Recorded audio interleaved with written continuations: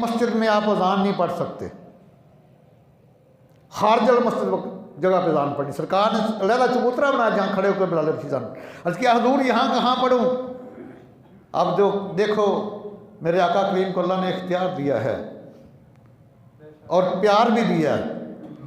फरमाया बिलाल आज काबे की छत के ऊपर खड़े होके, जहाँ किसी को चढ़ने की इजाज़त नहीं है,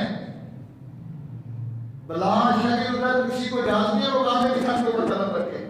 बिलाल काबे की छत के ऊपर खड़े होकर अज़ान पढ़ो, दुनिया को पता चल जाए जो अल्लाह के महबूब का गुलाम होता है आज काबा में इसके मुंह पे नहीं किया जाता है। इसलिए वो कहते हैं कि मैंने दरे रसूल पे दिल को झुका दिया, मैंने दरे रसूल पे दिल को झुका दिया, मेरा नसीब मेरे नबी ने जगा दिया। हमसे ज्यादा कौन है दुनिया में खुश नसीब, हमको खुदा ने आपका सलाम बना दिया, हमको खुदा ने आपका सलाम बना दिया। मैंने दरे रसूल पे दिल को झुका दिया। ये वारिसियत की पहली जिल्द है। मेरे आका सल्लल्लाहु फरमाते हैं कि मैं माशर के दिन अपनी उम्मत को बड़ी जल्दी पहचान लूंगा। सामने क्या हूँ कैसे? फरमाया कि मैं अपनी उम्मत को आसाने वजू के साथ उनके चेहरे पर के सारे वजू से पहचानूंगा, वजू के साथ उनके चेहरे चमक रहे होंगे मैं पहचान लूंगा। और सरकार ने ये बिशारत दी है कि मेरे गुलामों ये तुम्हारा मकाम है, तुम्हारी शान है, क़यामत वाले दिन वजू वाले तमाम अज़ा चमके मारे होंगे, नूरानी हो चुके होंगे और मैं उसी वक्त अपने गुलामों को पहचान लूँगा। तो जैसे ये 5 फ़र्ज़ नमाजें हैं तो 5 नवाफल भी हैं, 5 नफली नमाजें भी हैं। आज मेरा मौज़ू वज़ू और नवाफल की फजीलत है। फ़र्ज़ नमाजें तो 5 का सभी को पता है ना, तो 5 नफली नमाजें हैं, तहज्जुद, इशराक, चाश्त, अवाबीन और सलातो तस्बीह। आइए ज़रा चाश्त के बारे में आका अलैहिस्सलाम का फरमान निशान है, तंबीहुल गाफिलीन का सफ़ा 585 जिसके ऊपर यह हदीस शरीफ मौजूद है। सैयदना उमर रज़ियल्लाहु तआला से हदीस के रावी हैं। सैयदना फ़ारूक आज़म फरमाते हैं कि आका करीम ने एक लश्कर भेजा, वो बड़ी जल्दी फतह याब होकर आया और माले गनीमत बहुत ज़्यादा लेकर आया। सैयदना फ़ारूक आज़म कहते हैं या रसूलल्लाह, ये लश्कर तो बड़ी जल्दी फतह याब होकर भी आया है और माले गनीमत लेकर भी आया है।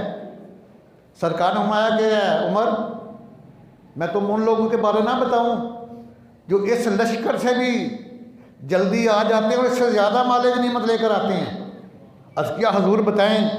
मैं कि वो खुश नसीब मेरे उम्मती जो फजर की नमाज पढ़ने के बाद मेरे ज़िक्र अज़कार में लगे रहते हैं और फिर सूरज निकलने के बाद 2 रकअत नमाज इशराक अदा करते हैं, वो इससे ज़्यादा माले गनीमत लेकर अपने घरों को जाते हैं।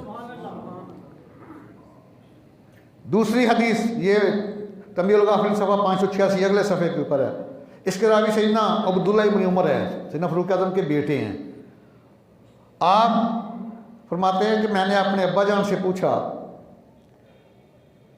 तो आका करीम के ग़ुलाम प्यारे फ़ारूक आज़म ने आका करीम से पूछा, हजूर कोई अच्छा सा अमल आज बताएं। तो सरकार ने फरमाया कि वो मेरा जो ग़ुलाम जो 2 रकअत चाश्त की नमाज अदा करता है उसका नाम गाफिलीन की फरिश्त से निकाल दिया जाता है। जो 4 नवाफिल पढ़ता है उसका नाम आबिदीन में लिख दिया जाता है और जो 6 पढ़ता है उसका नाम ताबेदारों में लिख दिया जाता है और जो 12 पढ़ लेता है उसके लिए जन्नत में एक बेहतरीन महल तैयार करा दिया जाता है। और इसी हदीस के एक रावी सैयदना अबू दरदा भी हैं।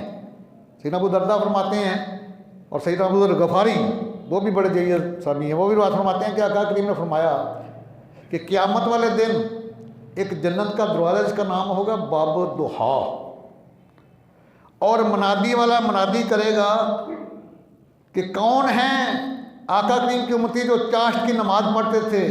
दुहा का माना भी चाश्त होता है, वह दुहा व लैल इज़ा सजा। अगर उधर चला गया तो फिर बात ये रह जाएगी। माया कि जो चाश्त की नमाज पढ़ते थे, ये बाबो दुहान के लिए है, आएँ और जन्नत में दाखिल हो जाएं। और नमाज अवाबीन, ये भी तंबीहुल गाफिलीन सफ़ा 686 है। इसके रावी सैयदना अबू हुरैरा है रज़ियल्लाहु ताला अन्हु। हम कहते हैं कि मेरे आका अलैहिस्सलाम ने फरमाया कि जो मगरब और इशा के दरमियान ये 6 रकअत से लेकर 20 रकात नवाफिल है, जो ये पढ़ता है अल्लाह ताला उसकी और उसके घर वालों को दीन और दुनिया दोनों तरफ से हिफाजत फरमाता है। और फिर आइए ज़रा इसी सफ़ा 586 के ऊपर एक और हदीस मुक़द्दसा भी है। इसके रावी हैं सैयदना अबू राफ़े रज़ियल्लाहु ताला अन्हु।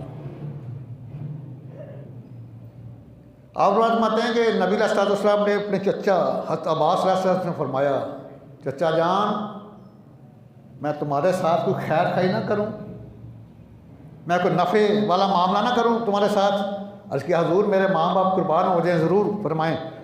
मैं कि चचा जान आओ, मैं आज आपको एक ऐसी नमाज बताता हूँ, सलातो तस्बीह, कि 4 रकत नवाफिल अदा कर लिया करें। हर रकत में एक दफ़ा सूरह फातिहा के साथ एक सूरत मिला लिया करें, और 75 दफ़ा सुबहानल्लाहि वल्हम्दुलिल्लाहि वला इलाहा इल्लल्लाह वल्लाहु अकबर ये पढ़ लिया करें। एक रकत की मैं तरतीब बता देता हूँ, बाकी फिर वैसी हैं। हर रकत में 75 दफ़ा पढ़ना है, और 4 रकतों में ये 300 मरतबा बन जाता है। ये आपने सना पढ़ने के बाद किरात से पहले 10 दफ़ा, किरात ख़त्म हो जाए फिर 15 मरतबा। फिर जब आपने जाना है रुकू में तो तस्बीह के बाद फिर 10 मरतबा, फिर खड़े होना है फिर 10 मरतबा, फिर सजदे में 10 मरतबा, फिर जलसे में 10 मरतबा, फिर दूसरे सजदे में 10 मरतबा। एक रकत में 75 मरतबा बनता है। मैं कि चचा जी 300 मरतबा ये बन जाएगा सुबहानल्लाहि वल्हम्दुलिल्लाहि वला इलाहा इल्लल्लाह। मैं कि चचा जान अगर ये पढ़ लो, आगे सुनो इसकी फजीलत। अगर क्योंकि अब रेगिस्तानी इलाका था ना, सरकार ने कमाल की तमसील दी है इल्म नबूवत के ऊपर, मैं कुर्बान जाऊँ। तो फरमाया कि चचा जान अगर रेगिस्तान की रेत के बराबर भी गुनाह हुए तो अल्लाह माफ़ फरमा देगा। ये इल्म नबूवत तमसील बड़ी कमाल की है। क्योंकि मैं तो अक्सर ये कहता हूँ कि अगर नबी का तर्जमा कर लिया जाए ना, तो आमर साहब ये सारे झगड़े ख़त्म हो जाएं। यकीन करें 100 से ज़्यादा तराजम इस वक्त आ चुके हैं जो